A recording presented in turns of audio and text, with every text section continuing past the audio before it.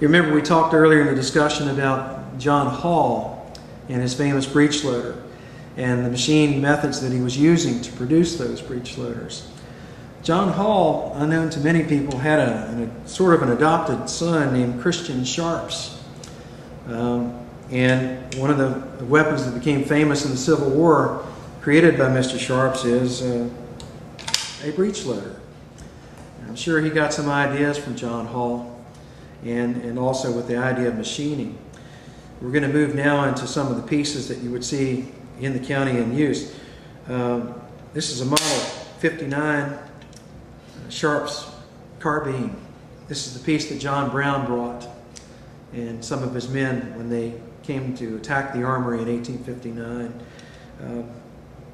It also used a percussion system, as we said, a breech loader, so that a paper cartridge could be loaded in from the rear. It has a cutting knife so that when you close it, it cuts it and exposes the powder so that when it fires, you have instant ignition. These particular pieces would be highly valued by cavalry. Confederate cavalry would try to capture them. Certainly Union cavalry would like them in the early war. The pattern was such a good one that it was copied by the Confederate government in a form called the Robinson Sharps. Looked a lot like this, but didn't have some of the features. Particularly didn't have a pellet mechanism. So we're going to shift a little bit here into some other pieces that come into play. As we said in the early war, in 1860, many pieces were being brought over here from Europe. Many pieces were brought out of storage and placed into the hands of Federal troops and Confederate troops. I'm holding a Tower rifle musket in my hands. This is a converted piece, an English make. James Burton actually ended up going to England and when he had taught the Enfield system how to make the interchangeable parts. Some of their guns were patterned that way and then copied, and so that Robbins and Lawrence firm in Vermont actually started to make English Enfield patterns. So the Enfield pattern, or the British pattern musket, would be seen quite a bit marching around the ranks in the county. Again, think of it in terms of American technology and ingenuity into an English arm. But in 1861, with a shortage of firearms and militia units being what they were, this is what some people may have showed up with in the beginning. This is a double-barreled English-made shotgun. It's a double 10 gauge, probably carried by cavalrymen. It's interesting when you go to early battlefields, and you look at some of their collection pieces, particularly the balls and things picked up from the field, you'll find shotgun slugs and lots of buck and ball, and that's because these were in use. Actually, to tell you the truth, the shotgun really never went away, and you could actually take a 69 caliber cartridge and easily dump it down that hole and load it and fire it 3 to 4 times per minute. So again, the rate of fire and speed is important, but so then again also is the manufacture. And something else I want to discuss. I'm holding in my hand 2 other pieces that are revolutionary. These are Sam Colt's inventions. Sam Colt invented the revolving pistol that we would be seeing a lot of in the Civil War. These are different copies. This is a model 51 cut down or shortened. It's 36 caliber. The idea is that it has 6 chambers. They hold 6 different charges or 6 balls.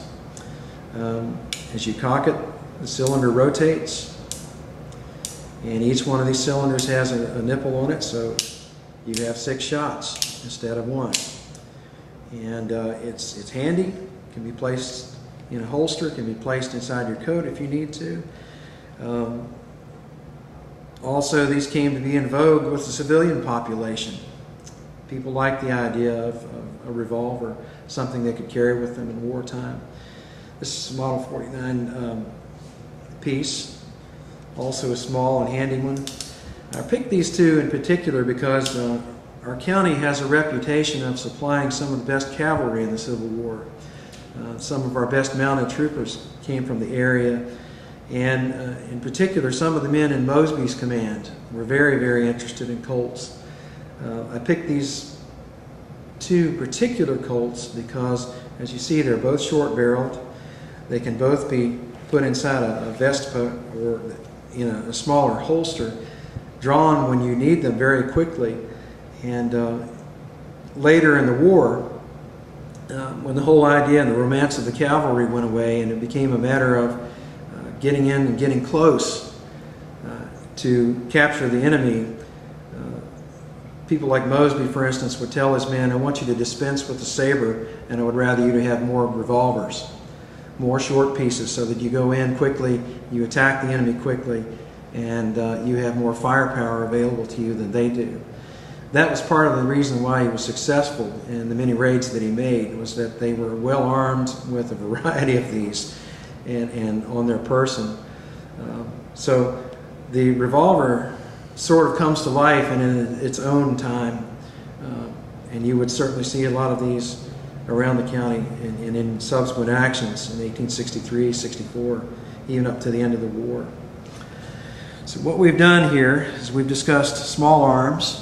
We've discussed small arms that were made in the county, developed here, the systems that made them.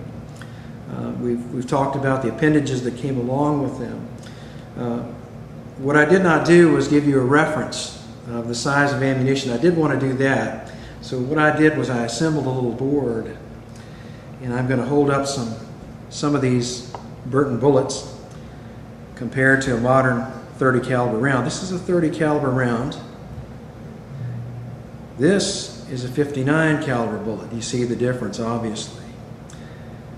Now this is a 69 caliber Burton bullet compared to the 30 caliber round.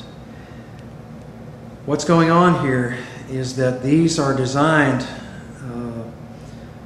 not just to wound, but the size and the amount of lead in these projectiles invented and used were designed to destroy an appendage, such as an arm, a leg, or if they hit any part of the body, to cause a mortal wound. There are stories of soldiers in the Civil War being hit with round balls or with other big balls and actually living through it and surviving it. There's a famous story about an officer who was hit and he actually was holding his entrails and then carefully washed them off with a canteen and very carefully put them back in and held them in place until he could get to the hospital. No one expected him to live, but he did. Sort of a miracle.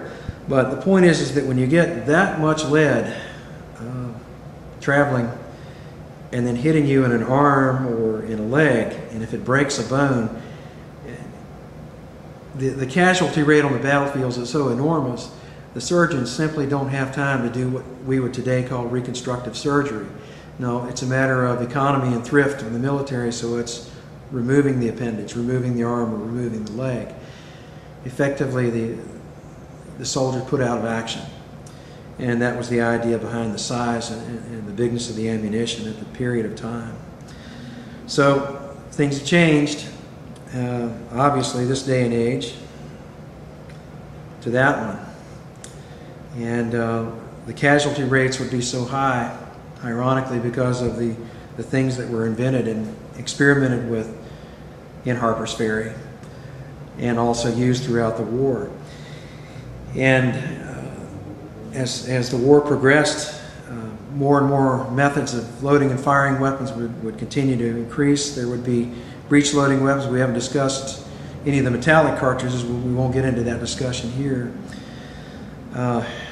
There are literally hundreds of styles of Burton bullets and mini balls, which we couldn't possibly cover, but I did want to show you the basic. So remember, when you think of our county in its heritage with the Civil War, its rich heritage with the Civil War, as far as small arms is concerned. That in this county, we had a hand in the armory system starting. We had a hand in bringing the best of the best gun makers together in one place, and those folks hand-making firearms. Our other heritage is that we brought in innovation. First place in the country to do that. And we machine-made pieces. Those very, very talented craftsmen would be replaced by the machine, replaced by all things made with interchangeable parts. And we became so efficient at it that in 1855 we created the perfect rifled musket. And that would be copied many times over in different places. And our ideas that had come out of this county had gone on to give birth to new ideas time and again. New forms of innovation, new types of breech loading. That's just a small portion of our history in Jefferson County.